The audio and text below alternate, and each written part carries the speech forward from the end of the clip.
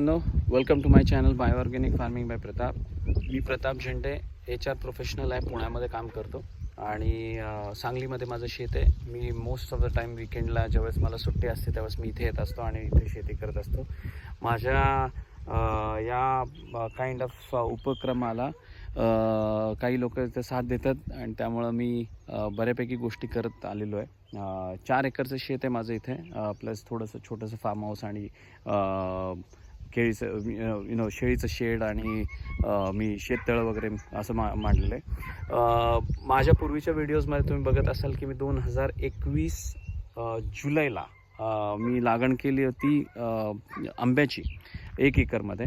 जवळजवळ 800 ते 900 झाडं बसली होती आणि त्याच्यामध्ये काही खूप त्रास झाला मला, कारण मला माहीत नव्हतं मला बाकीच्या गोष्टी.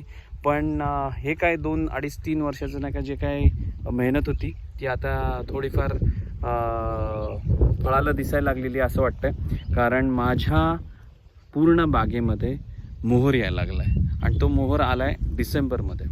आणि तुम्हाला डिसेंबरमध्ये मोहर येणं ह्याचं महत्त्व हे फक्त कुठल्या तरी आंब्याच्या शेतकऱ्याला विचारा, जे की खूप महत्त्वाचं असतं. डिसेंबरमध्ये का मोहर आणायचा असतो तर खूप जास्त यील्ड मिळतं आणि दुसरी गोष्ट रेट पण चांगला असतो बाजारामध्ये असं म्हटलं जातं. मला माहीत नाही, मी पहिल्यांदा करतो आता. मे बी हे कमर्शियल करीन नाही करीन मला माहीत नाही आत्तापर्यंत. म्हणजे हे या वर्षीचं पीक मी कमर्शियल करीन नाही करीन मला माहीत नाही. पण तुम्ही जर बघत असाल तर मला मोहर दाखवायचा मित्रांनो तुम्हाला सगळ्यांना.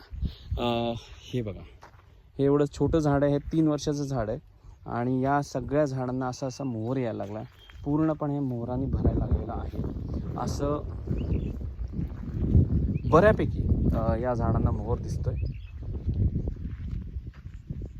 या इथं छोटे छोटे आंब्याचं दाण्यासारखं आंबे पण यायला लागले. हे मोहर असा सगळीकडे यायला लागलेला आहे मित्रांनो. आणि हिंदीमध्ये म्हणतात मेहनत रंगलाई, तशा पद्धतीने काहीतरी दिसतंय.